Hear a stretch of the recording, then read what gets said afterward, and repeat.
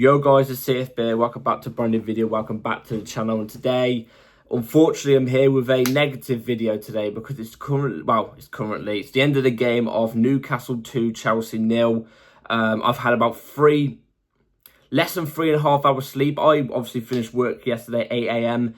Got home, had a little nap in a sense. Got up ready for the Chelsea game, feeling confident. Just to watch that? Oh my God. Put me to sleep. You know what I'm saying? That was shit. Nothing short of shit. And I'm not going to... I'm not going to go too much into the review yet. Obviously, before we do get into it, please like, subscribe, hit the bell notification so notified every time I load a video. Also, first link in the description is my streaming channel, my second channel. Go and check those out. Be very much appreciated. Without further ado, let's talk about this game, because I am not happy in the slightest. And you know what? I'm not going to do player ratings today because I simply want to go back to bed for an hour. So at least it means I get at least 4 hours sleep today before I go to bed tonight. You'll probably tell I'm absolutely shattered. My eyes look bloodshot because I'm there in frustration, rubbing my eyes each minute because the game was wank from the get-go. The team lineup was everything we all expected. It was Robert Sanchez in goal, Marco Correa left back. I've now actually realised what Marco Correa does at left back when we have Caicedo at right back and into midfield. Correa operates as a natural fullback. So technically, we are exposed completely at the back. That's what I've realised. But definitely from today's game. Caicedo right back inverted into midfield. Levi Colwill, Trevor Chalobah as the two centre-backs. Enzo Lavia in a double pivot. Neto off the right. Madueke off the left. Palmer in a 10. Jackson as the ST. And oh my God, we've got some big things to talk about today. Obviously, the game kicked off and immediately Newcastle get the goal, which was my biggest worry, because if Newcastle bagged the first goal in this type of game at their ground, with everything on the line, it was going to be so difficult to beat them. And they did get the first goal. It was from a great cross across box. I don't know who crossed it across box for them, but it was to Tonali who taps it in to make it 1-0 in literally the first minute or two of the game. And from that moment, they had control of the game. It didn't matter what we did. They had complete control of the game. They have that stupid defence to shut up shop when they get a first goal at their ground, and it's exactly what they did. We had a bit more of the ball in the first half compared to them, but not too much more. But when we did have the ball, we did absolutely nothing with it. Straight back to square one, in my opinion, which was before the Liverpool game.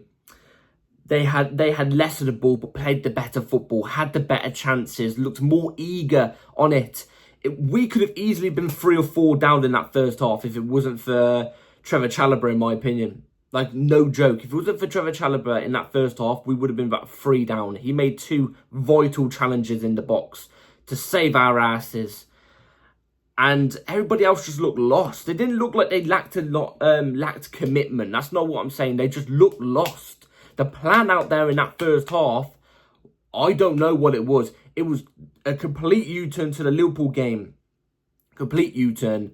Obviously, they had numerous amount of chances in the first half. But we move on to the second half. The second half, obviously, we had to change something, because in the first half, Jackson got a red card. And we're going to speak more about that when we get into... Actually, I'm not doing player ratings, actually. So let me speak about it now. Jackson, what the fuck were you doing? What were you doing? You've arguably costed us the game with that. Because you can't keep your head cool, within the first 35, 40 minutes of the game. Are you having a laugh?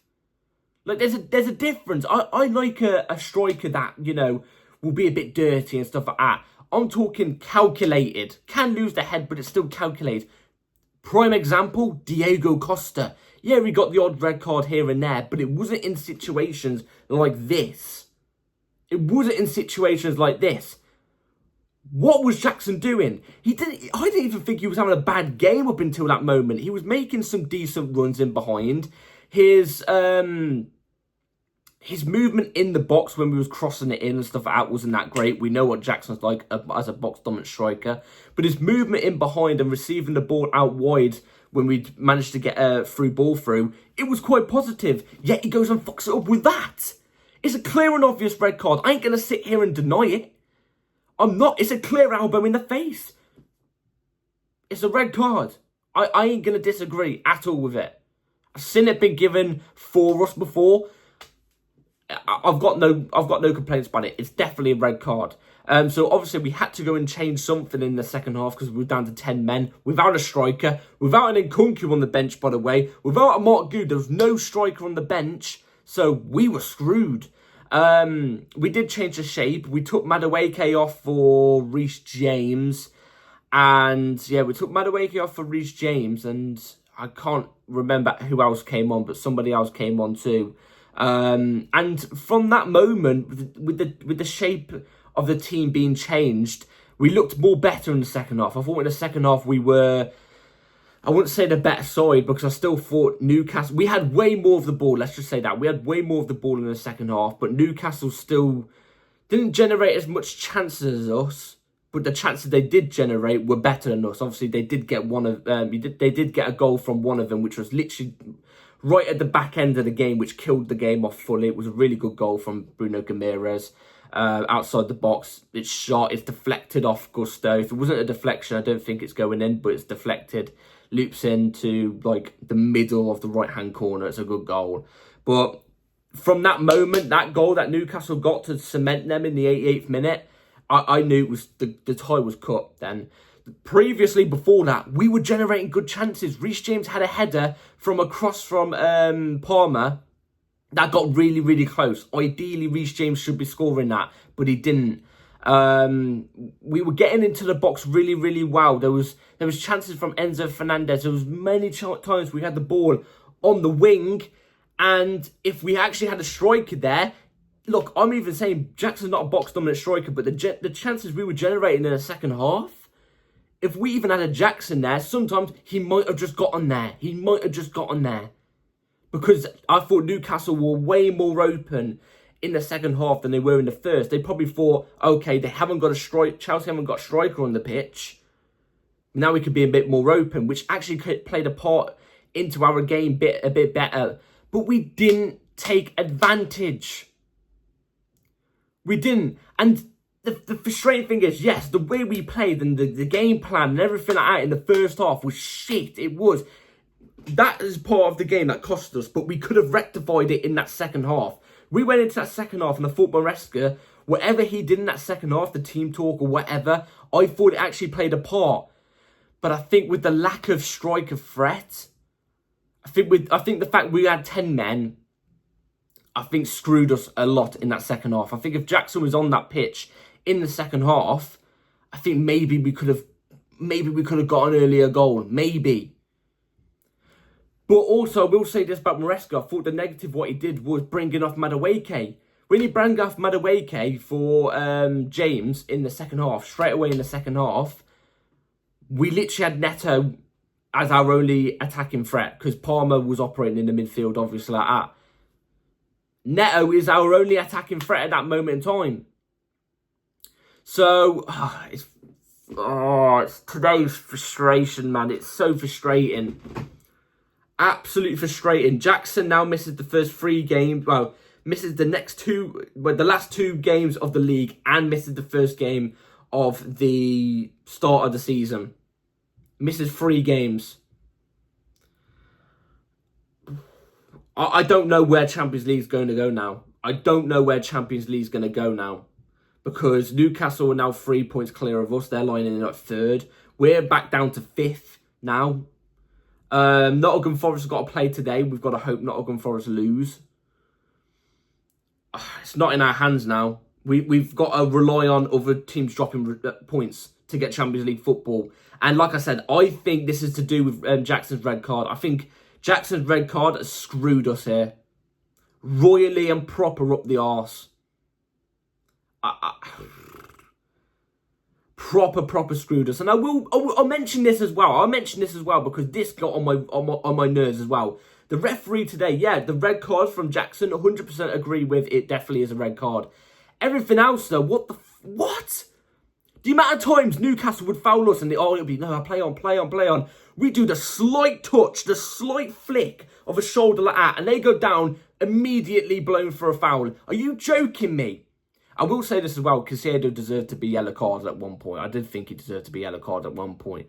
But he still gave fouls to Newcastle, so if Newcastle fans or Royal fans want to play this part of, oh, Caicedo should have been yellow carded, the amount of fouls he did. For one, some of them weren't even fouls. For two, yeah, I do agree, one of them should have been a yellow card at least. But you still got the foul for it. You still got the set piece. Us, nothing. Absolutely nothing from the referee today. And look, like I said, I don't know what we do from here. We've got to play United, who are a bogey team usually to us. But we realistically should be beating them this season. And we've got to play Forest at the end of the season. I've got a feeling it's going to come down to Forest at the end of the season to get the result. To get Champions League football. I think it's going to be that. And look, it's not in our hands no more. It's not in our hands no more. And I'm flipping frustrated. Absolutely frustrated. I was livid at the TV. Livid. So, I mean, Newcastle deserved it. They were the fair winners today. They deserved to be the winners. Their crowd as well, I thought, played a part today. Their crowd were up for it. I thought in the first half especially, our players got intimidated by that. So, yeah. It shows what experience does. For example, a Dan Burn on their team, man of the match, deserved man of the match, was winning absolutely everything in the air, was a monster. Experience, been in the Premier League for a while. He guided them to the win today. Jack and the Beanstalk, that's Burn and the Beanstalk, that was for them today. Bloody hell. And yeah, it's frustrating. Really, really, really frustrating. Let me know in the comments down below what you all thought about the game. Yeah, I don't know what else to say. My brain's not functioning properly. I am, believe it or not, I'm not showing it properly, but I am really heated right now. So, yeah. Anyway, take care, everybody. Like, subscribe, and yeah, let me know in the comments down below what you all thought about the game. And I'll see you in the next one. Take care, and peace.